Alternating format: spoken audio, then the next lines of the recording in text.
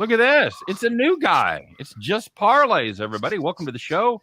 I am your new host, Scott Steen. I am the lead handicapper at winnersandwiners.com. I'm joined by this guy in his ever-present Buffalo Bills cap. Who are you, sir? I'm still Bobby the Brain Heenan. Okay. And I'm the host of this show. Whatever. He's Chris King. He's the king of all parlays. You can get him at Betting Royalty there on the Twitter. I am Scott Steen. You can get me at Steamroller, et cetera, et cetera. It's good to be here. Chris, you have a good weekend?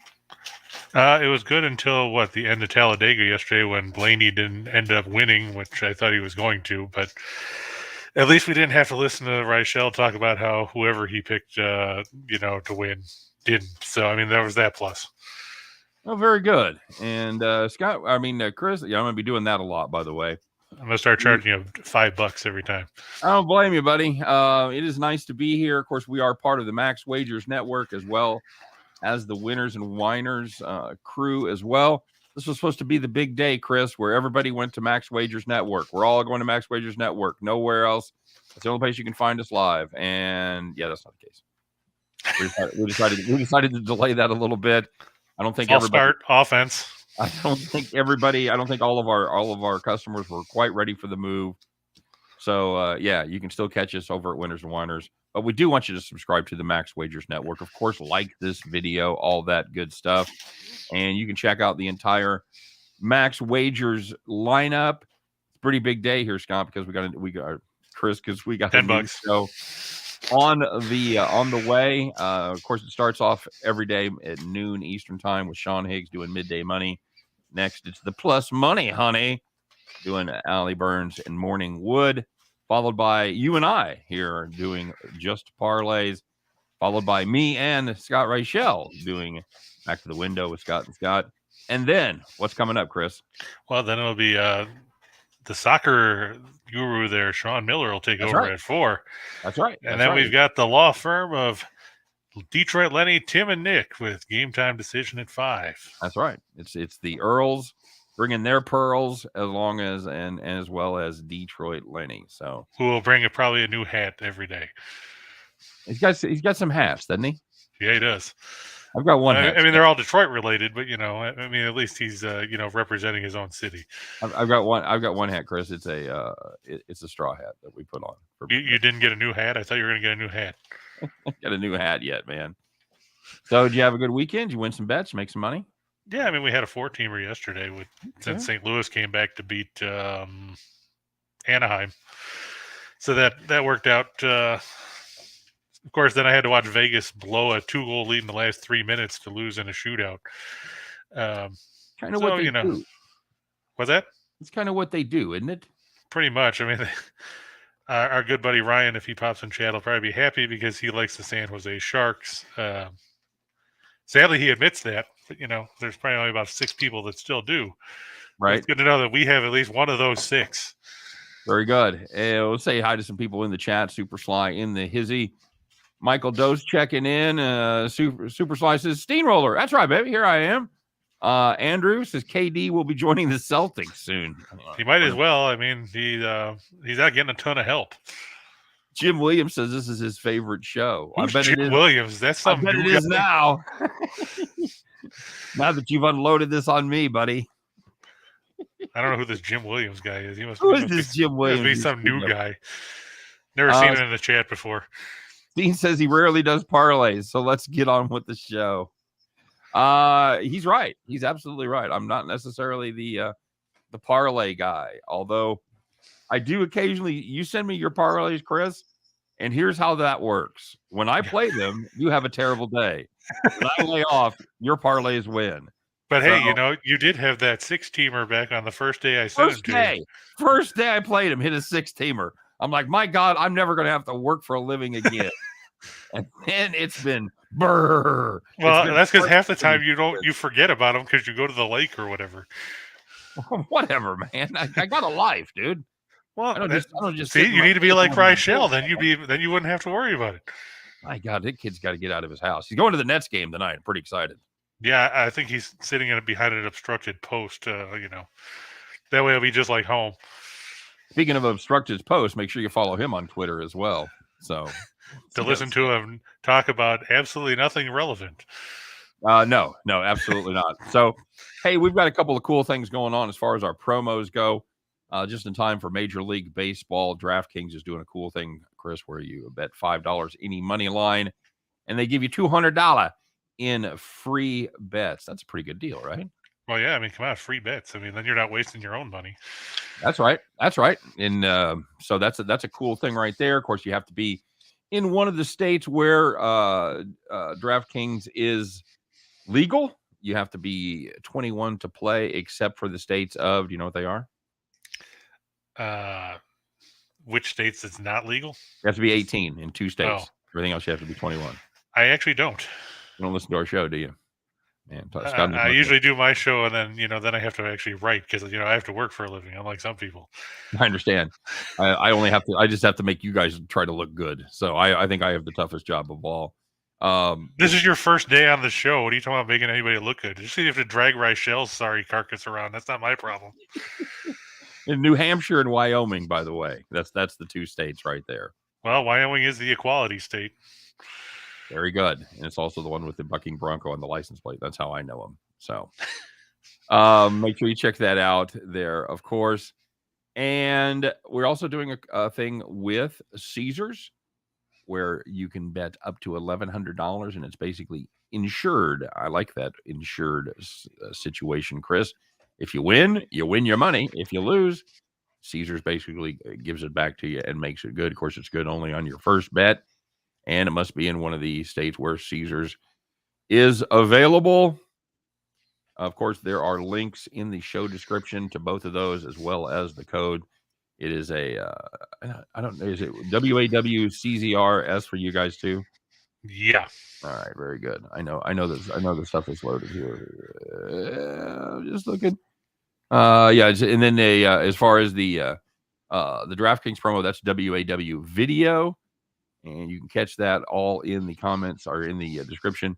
And, of course, we are still giving away the Winners and Winers baseball guide. It is over 100 pages, just chock full of all the information that you would need. And, yes, it's still relevant because, pitchers have made 3 starts? Come on. It's a long season, man. It is. All and right. Some of those teams that have made 3 starts, or some of those guys that made 3 starts wish they hadn't. It's been kind of an interesting season for a couple of guys. Chris, did you watch that game last night? Pretty good umpire game there, huh? Yeah, Angel Hernandez is probably the best umpire in Major League Baseball. I believe Kyle Schwarber summed up the feelings of a lot of America there in the second to the last bat of the game as he threw his bat down, threw his helmet down, and then proceeded to show Angel Hernandez exactly all the spots he'd missed pitches all night long. It was, if you haven't seen it, find that clip. It is highly entertaining. Yeah, I mean, I don't know how he has a job, in all honesty. Hernandez has been bad for years. When you call a strike 6.5 inches off the plate, it's usually not a good sign. But let's face it. You get to 85% of his calls right, Chris. 85%. That's not good. These are umpires that usually run in the high 90s is what they shoot for. Yeah, it's basically, it reminds me of Seinfeld, where Newman talked about, he got in trouble when Jerry delivered his mail because Jerry successfully delivered 80% of the mail, which is way better than the 50% that they normally get. Right. Absolutely. And I can say that because my wife worked for the post office, so I can get away with that kind of stuff. You probably can't. No. I'm sure I'd have a. Remember when they had the Postmaster General on there, Wilford Brimley playing the Postmaster General, yep. Bringing him into the office and everything. So the Nets hands down tonight. No. Ninja asked who was more terrible in a playoff series, the Nets or the Jazz. Well, that is a very different question. I would agree with the Nets, and that's not just because I'm a Utah fan. I mean, at least Utah's won 2 games in this series. Brooklyn just looks completely disjointed. I mean, we've watched Durant turn the ball over 17 times in 3 games. They had 18 turnovers total in the last game. That's a lot for a college team. It is a ton for an NBA team. I mean, Durant's only shooting, I think, a playoff low 36.5% in this series. They've been shutting him down pretty well. And it's going to be tough sledding for the Nets. I mean, even with Rochelle in attendance, I don't think that they're going to resurrect the Nets playoff hopes. I do think they get the one tonight. I think they pick up the victory tonight. Coming back home, I think they steal one before they go and lose the series in Boston.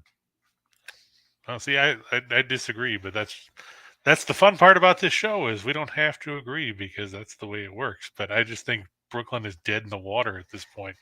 I mean, they were at home for Game 3 and lost that one. They just look completely. The only guy who's played well for them is Bruce Brown, and if that tells you something, if Bruce Brown is your best player, you have problems. Yeah, nobody was handicapping that series going, well, the Nets have a chance as long as Bruce Brown goes off.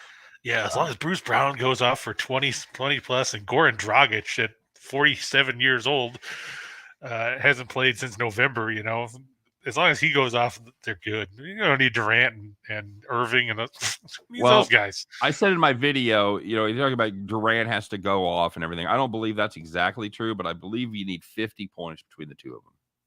I think if Kyrie and Durant can get to 50, I think the Nets can win. Yeah, they'll have a chance, but the problem is, can they stop Tatum and Brown? The Nets are wasting Bruce Brown's prime. That sounds like reminds me of Major League where they're looking at the list of players that they're going to have a prime. Like, yeah, some of these guys never had a prime. This guy here is dead. Cross him off then. I don't know. I got a guy on the other line about 4 white walls.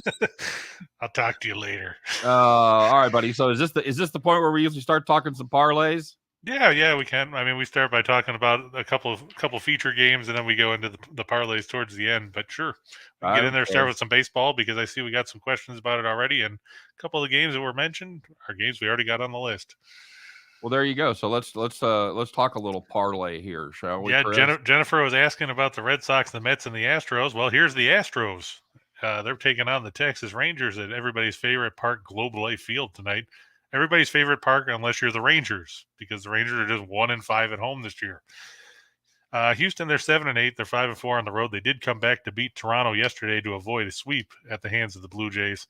The Framber Valdez, 1-1 with a 450 earned run average, 1.571 whip, 10 walks, and 12 strikeouts in 14 innings. Against Dane Dunning, who's 0-1 with a 5.68 ERA, a 1.895 whip, 7 walks, and 14 Ks over 12 2/3. Houston struggled at the plate so far this year, Scott, which is a little bit strange. They're averaging only 3.6 runs per game, 3.44 on the road. I know they're missing Altuve. He's on the injured list, but you still got Alex Bregman and Jordan Alvarez and Kyle Tucker, who may bat better than 0.95 or whatever he's hitting right now. The Rangers, they scored a bunch of runs, but you have to remember they scored a ton of runs in their opening series of the year against the Blue Jays. They've kind of tapered off a little bit since then. Houston is 11-4 in their last 15 against a starter with a whip greater than 1.3. They're 13-5 in their last 18 against teams with a winning percentage below 400. And guess what? The Rangers are there at 333. The Rangers 1-4 in their last 5 against starters with a whip greater than 1.3. They're just 1-6 in their last 7 at home. And Houston has gone 40-19 in the last 59 meetings between these teams. I look for Valdez to turn in a better start. Dunning hasn't really impressed me at this point. The Rangers' pitching has been abysmal. And I think Houston will get the win on the road in Arlington. Very good. I like Framber Valdez quite a bit. Very good slider. I know he hasn't got off to a great start, but I think he'll be solid. As long as Angel Hernandez, well, it's too bad Angel Hernandez isn't umpiring his game, or he wouldn't have 10 walks. Talk about one of those trends, Chris. You said the Rangers are 1-4 their last 5 against a starter with a whip greater than 1.3. I mean the Rangers. The Rangers, yeah, 1-4. What does that even mean? We don't hit bad pitchers well? Apparently not. I don't understand what that trend means.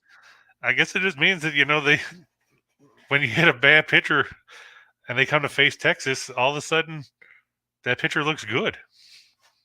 Okay. I mean, you look at all the money that Texas spent to upgrade that lineup. They spent $500 million to add Seager and Semien to the middle infield.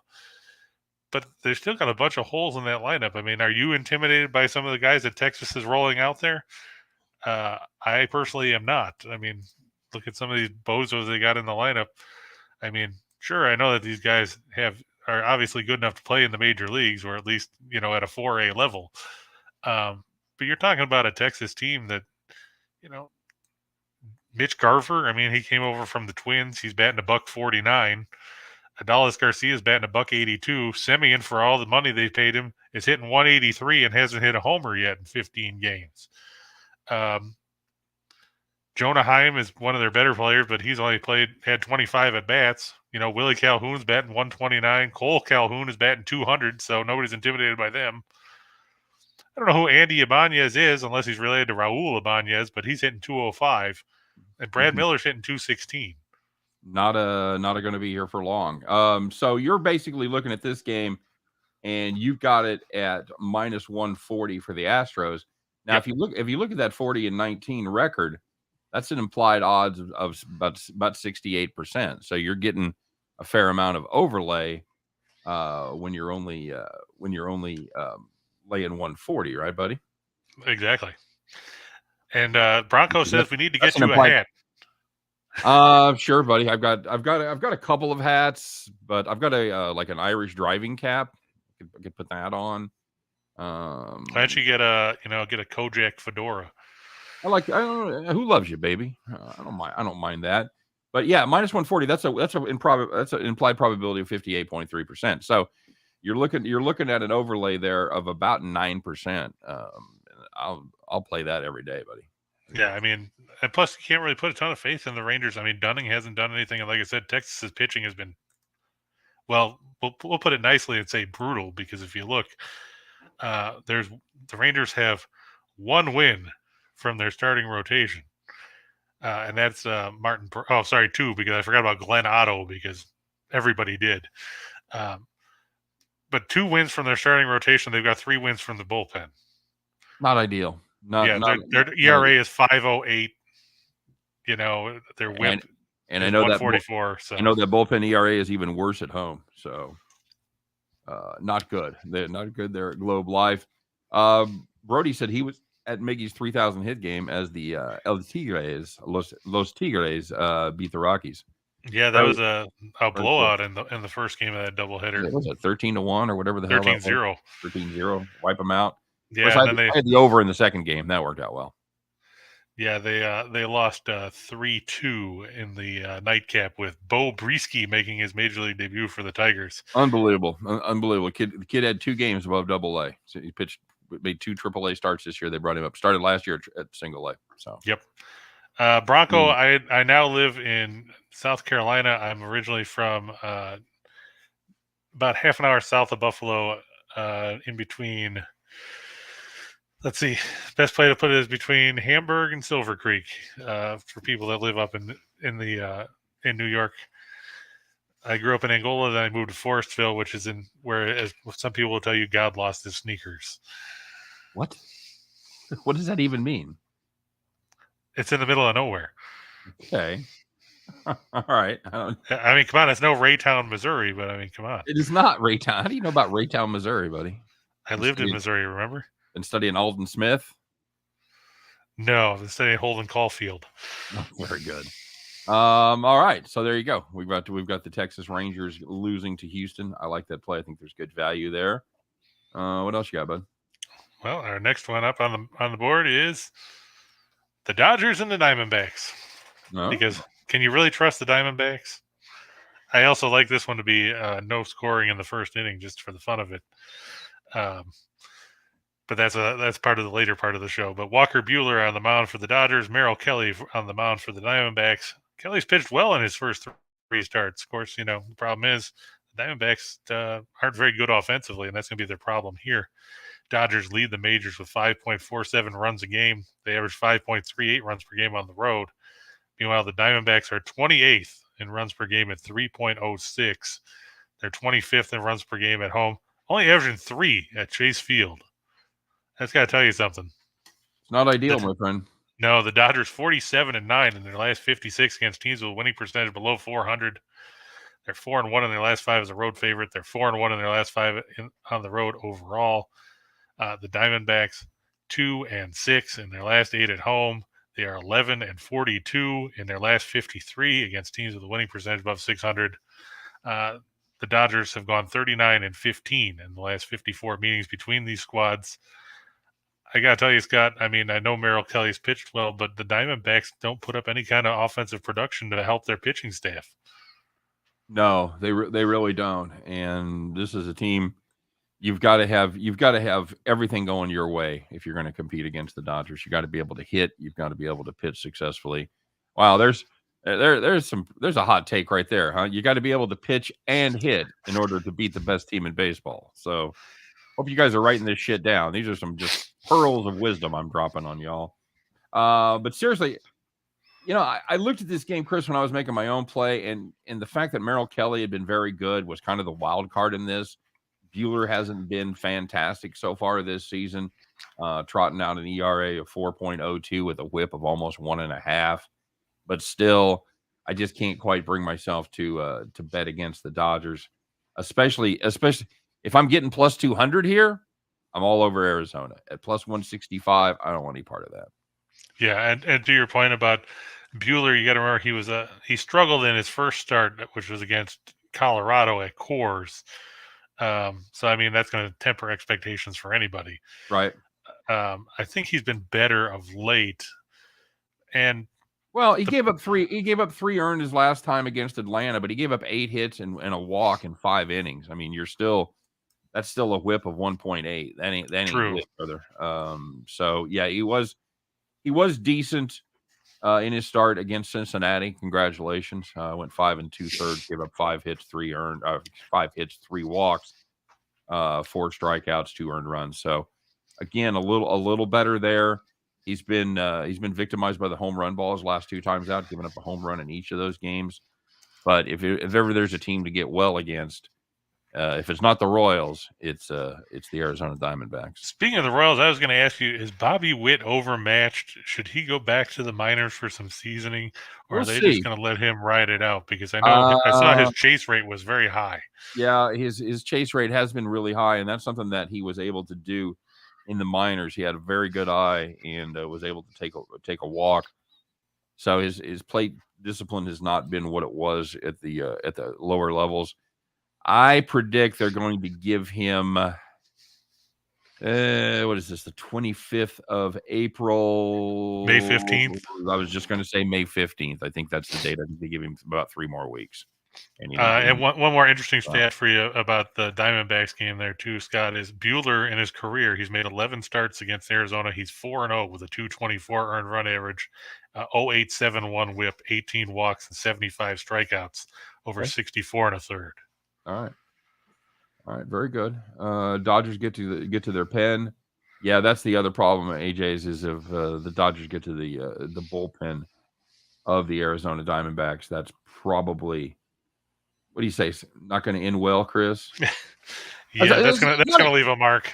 It hasn't been a terrible Diamondbacks bullpen yet. They've got an ERA of about 5.5. They've been a little better at home, 3.8, 3.82 at home. But again, when you talk about the bullpens, this Dodgers bullpen, once again, very good. A sub-2 ERA, 1.56 on the highway as far as their ERA goes. So, yeah, if you wanted to play the Diamondbacks, consider playing first 5 would be the only advice I'd have there. But, you like the Dodgers there. I'm not going to talk you out of that. I'm going to avoid this one. No, nothing wrong with that. Yeah, and you know me, I like to avoid the games where we almost certainly are going to win. So this is true. I like to stay away from those.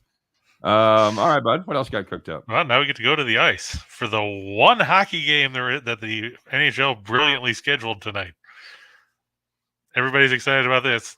Don't pay attention to the records because I forgot to change them. But the Flyers and the Blackhawks, they're both terrible. They're not going to make the postseason. Philadelphia 25-43-11. They're 11-23-5 on the road. The Blackhawks 26-42-11, 12-21-6 at home.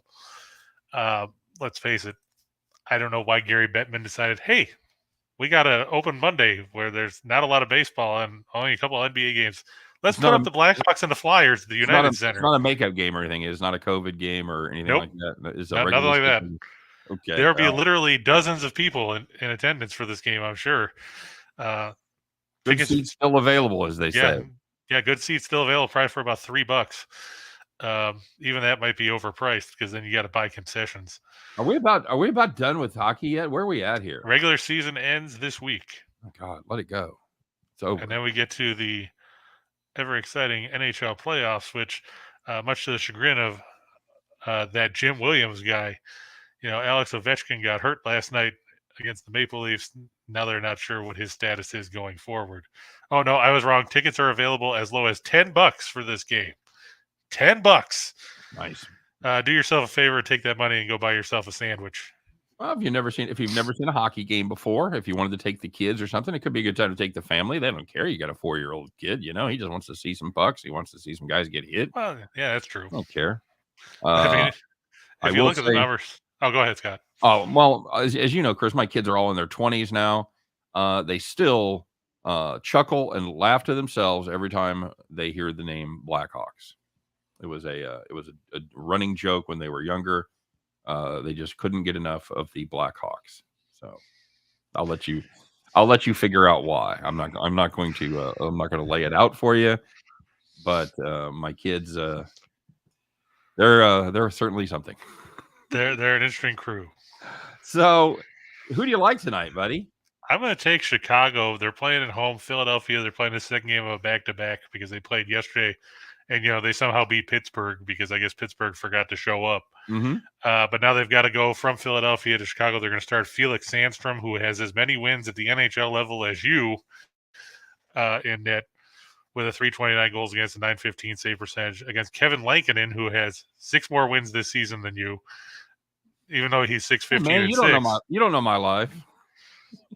I looked you up on Hockey Reference. Hockey Reference. I couldn't find me. Nope. I'm looking for. They said, "Are you sure you spelled this correctly?" There was a Steen that used to play for the Blues, I believe. Well, there's Alex Steen. He played for Toronto before he went to St. Louis. His father played in the league too. Thomas Steen played for the Winnipeg Jets. See? I'm sure Sly is very familiar with him. Who? Super Sly is familiar with Thomas Steen. Oh, okay. He's from Winnipeg. Oh, okay. Oh, very good. But yeah, you look, neither one of these teams score a whole lot. The Flyers 27th in goals for at 262. They're 27th in goals against at 358.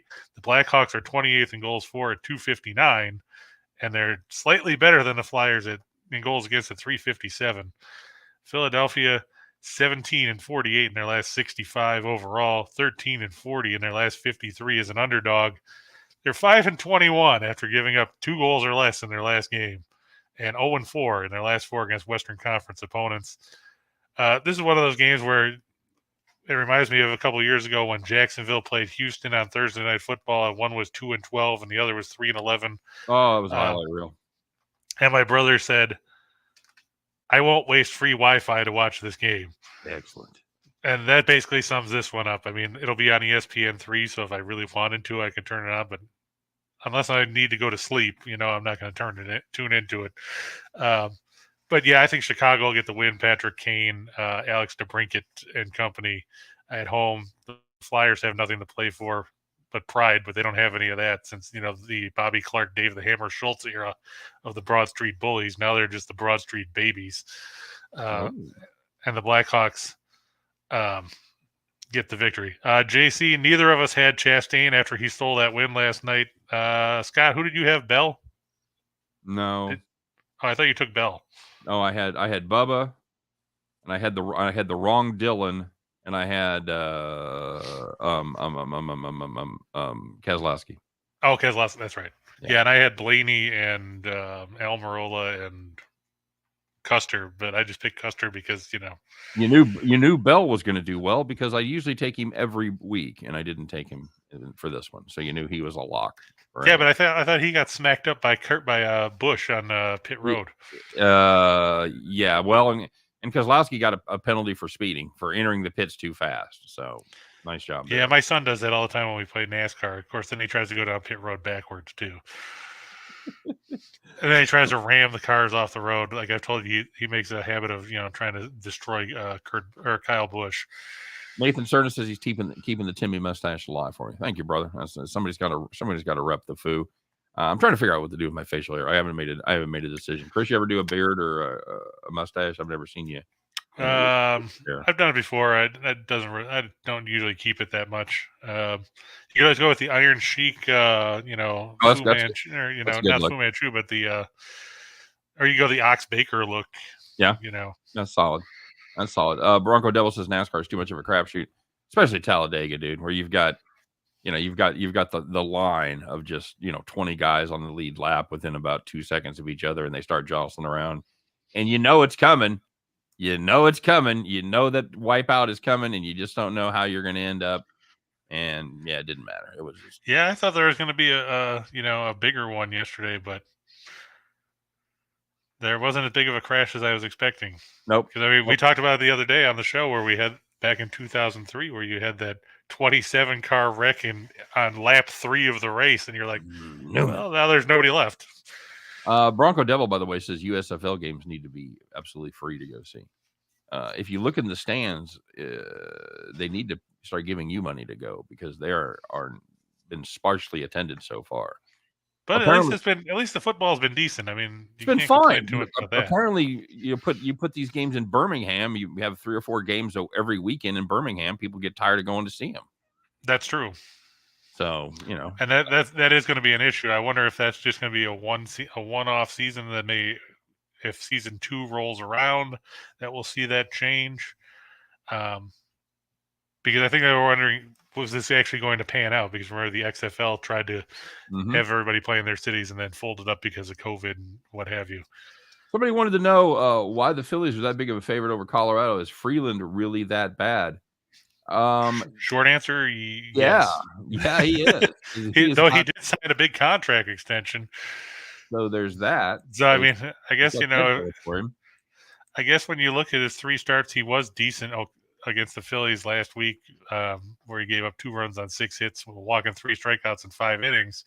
That lowered his ERA all the way down to 7.71.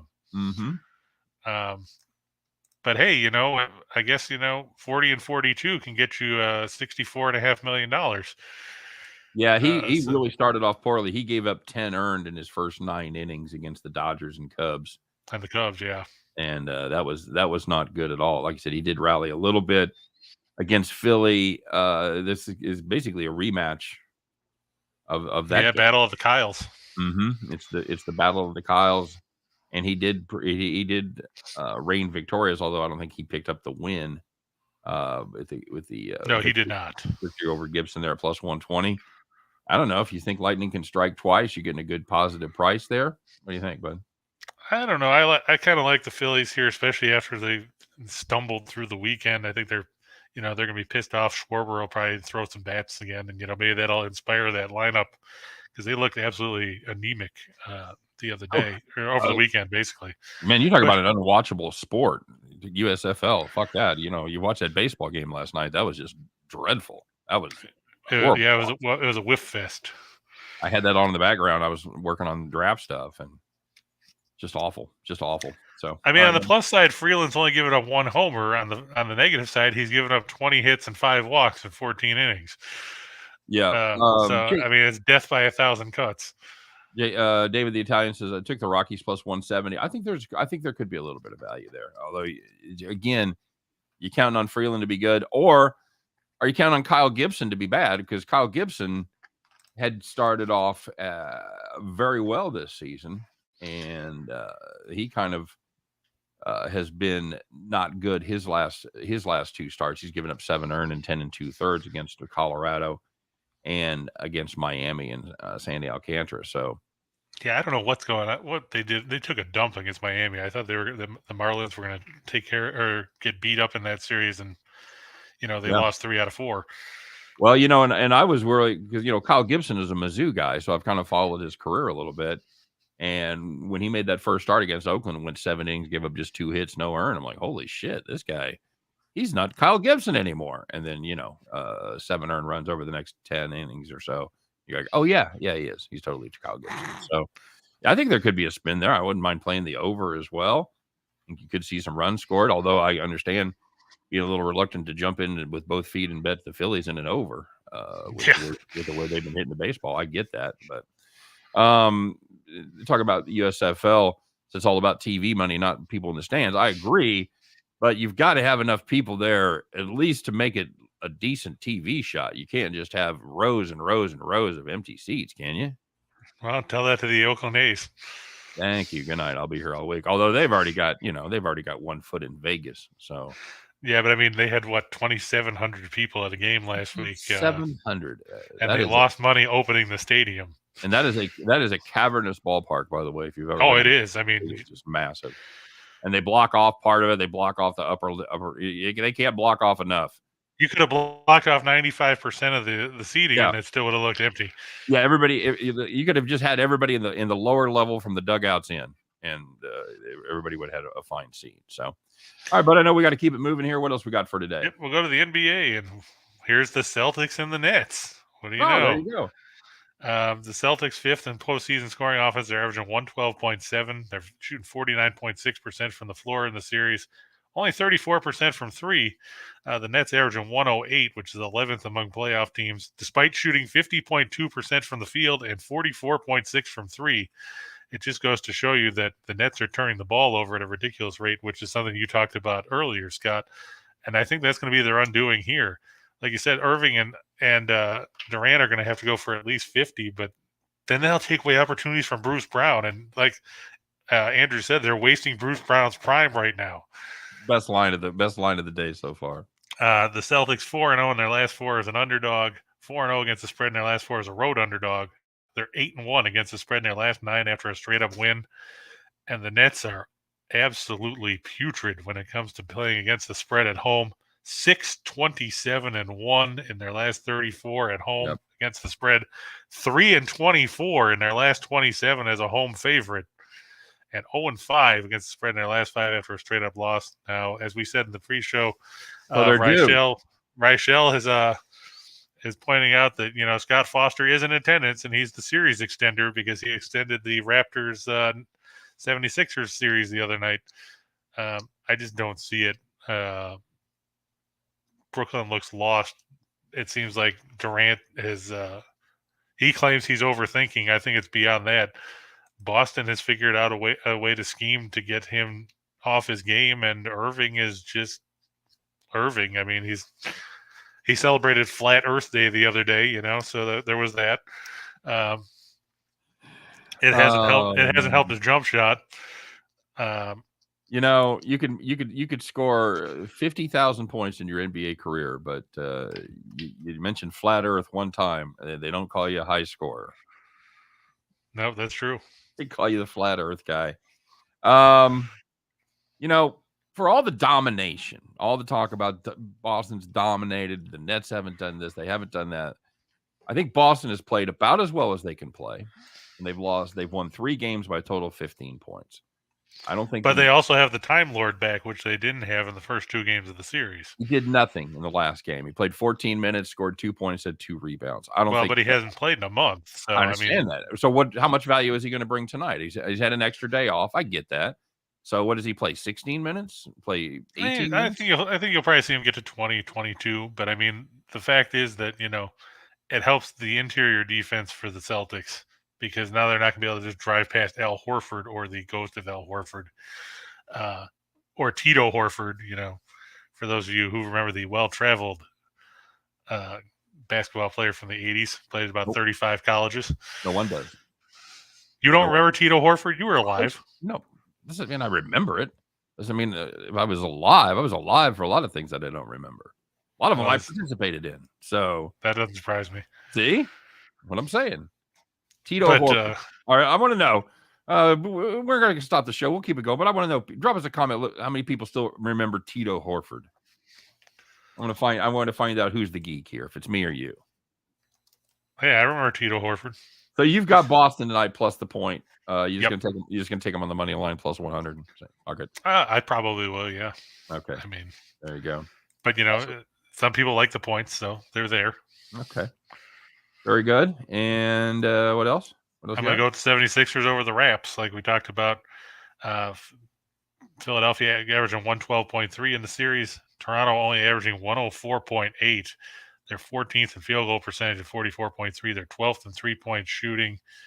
The 76ers, they lead the league in three-point shooting in the postseason, which is strange because you don't expect them to be a perimeter shooting team. Plus, they'll get Matisse Thybulle back on the defensive end. I know that when you talked about that last week, he didn't play a whole lot in the first couple games. But would you rather have him or not have him? Well, sure. You'd rather have him, obviously. Um, 76ers 4-1 against the spread in their last 5 overall. 4-1 in their last 5 as a favorite. 4-1 in their last 5 as a home favorite. The Raptors 2-6 against the spread in their last 8 against teams with winning percentage above 600. 1-4 in their last 5 as an underdog. 1-5 in their last 6 overall. Fred VanVleet not playing tonight for the Raps. Nope. So look for Siakam and Barnes to be the primary ball handlers. I don't know if you necessarily want a guy that plays the 3 or the 4 being your primary distributor. You don't, but they are getting Barnes back on, and that's going to help them on the defensive side. So no, true, and having VanVleet off the floor will help them defensively. But yes, it will. So you might certainly check into the under as far as this. Yeah, that's where I was leading, was the under 2. Okay. Toronto. Now we can move on to Toronto. Have a shot, bud? I don't think so. I mean, okay. If they do, it'll be because VanVleet doesn't play, because they'll be better on the defensive end. Fair enough. And if Embiid coughs up the ball like he did in Game 4. All right. But playing at home, Philadelphia might get some calls they didn't get in Game 4, because everybody seems to be bitching about the officiating when they're the road team. We saw it with Taylor Jenkins. We saw it with Monty Williams. By the way, comment section seems to be running in your favor. The people that are of the correct age do remember Tito Horford. So there you go. Good old Tito. He played 63 games in the NBA, averaged 1.5 points a game, shot 30% from the floor. How did that guy not last? I mean, I don't know how he made it all the way to the second round in the draft. Wow. And that's back in the days when they had more than 2 rounds. Yeah, I know. It was the 88 draft, actually. He was drafted right in front of 2 spots ahead of Keith Smart. Good call. Good call there. And then Vernon Maxwell and Steve Kerr also went later in round 2. Well, we need to keep the pedal to the metal here, my friend, because I've got this other gig that I got to do here in a little while. So yep. Well, here's the top 2 teamers for the night. I'm going to go with the Dodgers. Is this the part where I say 2 for the money? Yep. Okay. So here's 2 for the money, everybody. Yeah, we got the Dodgers over the Diamondbacks. We talked about Buehler and the Dodgers offense. It's going to take advantage of Arizona, Houston, and Texas. We talked about as well. I'm going to take the Mets on the road in St. Louis. Max Scherzer gets to go back to the Gateway City. I like him over Miles Mikolas. I don't know what you think of him, Scott, but he seems to be a junk baller to me. Yeah, he's been good so far, but we'll see. We'll see how that lasts. I've got the other side of this. I think I'm catching good value there with St. Louis. I like this St. Louis team. They are struggling to hit, but they are generally pitching pretty well. So, and Mikolas is getting off to a great start. So we'll see. I think there's some value there. And I'm going to go with the Guardians, who are somehow an underdog against the Angels. Shane Bieber going against Michael Lorenzen, who, would be great if, you want to be like Ohtani and let him bat too, because he's got a pretty good bat. But Bieber, has owned the Angels in his career. Cleveland coming off that sweep against the Yankees, but for some reason they play better on the road than they do at home. I'm going to take the Guardians behind Bieber. Not Justin Bieber, for those of you, millennials. Okay. But no, Shane Bieber. I'm a fan of that. I'm a fan of that play. Bieber's been outstanding. He started off beating Kansas City. Well, he lost. Actually, the Indians, the Guardians lost that game against Greinke there on the 7th of April. But he did beat the Cincinnati Reds. Gave up 3 earned and 5 1/3. But he was very good against the White Sox. That was an impressive outing. 6 innings, 4 hits, no walks, 7 strikeouts, 1 earned. He was helped out by the fact that Dallas Keuchel couldn't make it out of the second inning in that game. Well, I mean, he certainly did his part. That team gave up 1 run. So yeah, but I mean, it was 10-0 after 2 innings. Yep. And a lot of times when you see a game like that, you'll see a pitcher give up a little worse stats because they just concentrate on throwing strikes. Pitching to contact. Right, exactly right. So that makes it even more impressive in my eyes. So, and Bronco said Scherzer, Bieber, and Buehler is going off at plus 380 on his parlay there. So the Mets, the Guardians, and the Dodgers. David Good says KC is so sad right now. At least I'm not betting for them. Yeah, I agree. That's just losing a couple of tough games there in Seattle. Just brutal. Just brutal. The pen, for some reason, the Royals always seem to put together a decent pen. They fell apart on, was it Saturday night? Where the pen, that 13-7 game, yeah, the pen let them down, especially late. But before that, outside of Brady Singer and somebody else that sucked. I can't think who it was, but there's two guys that have really drug the pen down. The other than that, they'd been pretty good. So we'll see how that goes. But the Royals, stop if you've heard this before, they can't hit the baseball. Can't hit the baseball, Chris. They've got guys. Santana. Oh, what was the other name you were thinking of? Jake Brentz? No, Brentz has been decent. Brentz is he has. Have you looked at his numbers? Yeah, he had a brutal outing last time, but he's been okay. He's walked 9 in 4 1/3. That's a Royals pitcher, man. That's all right. At least they're not getting hits. Well, I was gonna say Jackson Kowar, but he only pitched in 1 game. So he got hammered, and that is exactly who it was. What's Kowar's giving up? How many? 7 runs on 11 hits in 3 1/3. Yeah, that'll drag your numbers down. But Brent's is 0-3 with an ERA of 18.69. I really think most of that has come with one. Number one, he's pitched. He had a lot of appearances. 6. And I would guess that's 1 or 2 bad appearances. I'm fine with Brent's. Brent's ain't the problem. I'm okay. I'm okay with Brent's. Okay, well, you heard it here first. He's okay with Brent's so far. 4 for the show. What do we got? Whoops. We're both taking at the same time.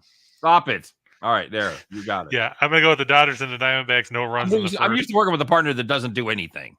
Well, see, so as far as the technical stuff behind the scenes. So this will be a little while for me to get used to. Sorry, buddy. It's cool. Yeah, I'm going to go with no runs in the first for the Dodgers and the Diamondbacks. I think Buehler will handcuff them. Okay. And Kelly will do his job. I've taken the Celtics over the Nets. I actually flipped on this one after I looked at it because we were talking last night about how there was no line for the Brewers and the Giants. Yep. I'm going to take the Giants. Okay. Milwaukee has the 3rd fewest runs against left-handed pitching going back to last season. Wow, did I make a terrible guess? I said 135. It's 175. Oh, well, no, actually that means the Brewers are going about -2. Yeah, that's no.